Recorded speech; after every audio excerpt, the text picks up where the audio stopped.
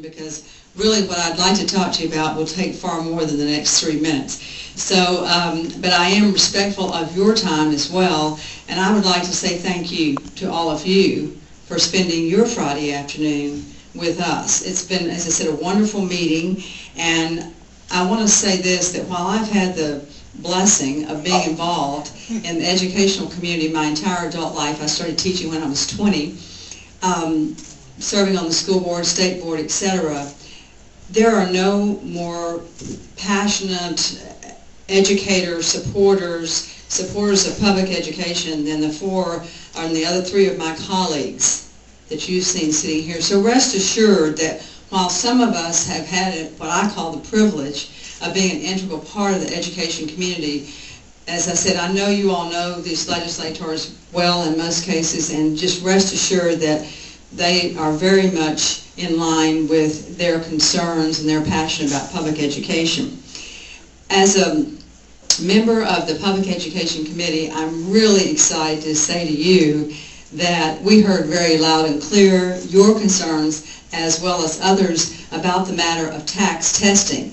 And that was certainly a part of my campaign trail when I was elected for the first time for the last session. And I'm happy to say that under new leadership in the Texas House of Representatives, the Public Education Committee actually did something about it. And at the high school level, as everyone knows at this point, we're phasing out tax as we've known it and replacing them with end-of-course exams, which will make a whole lot more sense. And frankly, I hate to say it in the presence of you, Leo, but we kind of stole that idea from New York, because you all have had Regents exams for a really long time. And they've worked in that regard, and it means that the testing is more closely aligned with the content. There's more relevance. We've stopped this practice of going along a student taking geometry in the 10th grade and we suddenly stop and start reviewing algebra as we prepare for the tax exam. Well, we've stopped that practice, and I'm really, really proud to say that because of your strong feedback and the fact that the Public Education Committee listened and acted on that, we did something about it. Again, we have not fixed middle school and elementary school, and I am really concerned about those third graders. I'm really concerned about the stress under which we place them. So we're not finished, and don't think for a minute that we are. Another thing that I'm not even going to have time to talk about is pre-K, but believe me, I'm very much concerned about that. As far as the Public School Accountability Committee, we have met this summer, throughout the summer, and continuing to meet 10 times thus far, and we have met all over the state of Texas. We've taken public testimony from Lubbock to Brownsville to Houston to San Antonio to El Paso to Dallas and Austin. We'll be meeting again on October 21st in Austin to finalize what will become our report that will come out on December the 1st. So by all means, you are welcome to attend those meetings. And again, that has been a very healthy process, and much of which you have discussed here today has been reflected in the public testimony. What we have, I would say, concluded at this point, it was without a doubt, is that we need a growth model.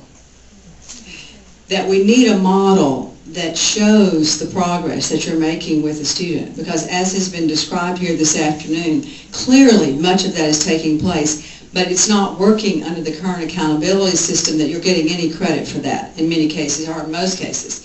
And so a growth model which measures a student's progress on that trajectory to where they need to be at a point in time. We're not saying lower the standards. That's very important. We're saying give credit for the progress toward that absolute standard and move them along. I'm excited about that. That's going to make a tremendous difference. The bottom line when it comes to all of this is that we want to create a fair and equitable system that results in student improvement for all. Several of you have mentioned that's where we started, and that's where we need to be.